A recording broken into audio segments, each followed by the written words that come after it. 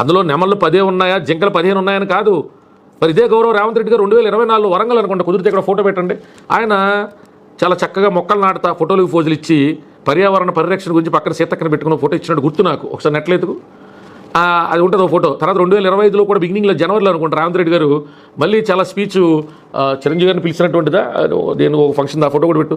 చాలా సందర్భాల్లో వీళ్ళందరూ పర్యావరణం మీద కూడా అచంచలమైనటువంటి ప్రేమన్న వ్యక్తులుగా ఫోటోలు ఫోజులు ఇచ్చే ఏళ్ళలో మరో 400 ఎకరాల్లో ఉన్నటువంటి వృక్ష సంపదని పెంచాలంటే ఎన్ని దశాబ్దాల కాలం పడుతుంది?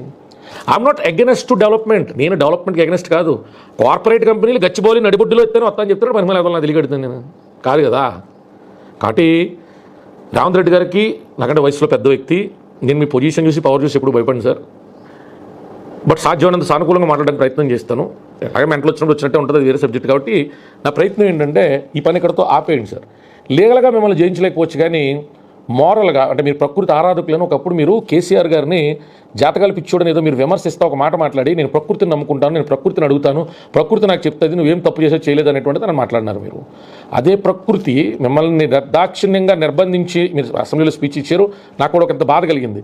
అన్నేసి రోజుల పాటు నన్ను ఒంటరిగా ఒక ఐసోలేషన్ సెల్లో పెట్టారు, బల్లులు చూస్తూ ఉన్నాను అంటే సరే ఒక బాధ మనం గోత్రు అయినప్పుడు తిరిగి మనకి ఆ బాధ మనం తిరిగి లేని స్థితిలో శత్రువు ఉన్నప్పుడు ఆ శత్రువుని నిర్వీర్యం చేసి భగవంతుడు మనల్ని బలపరిచిన తర్వాత మన శత్రువు లాగేనో లేదా మన శత్రువు కంటే హీనంగానో మనం ప్రవర్తించకూడదు సార్.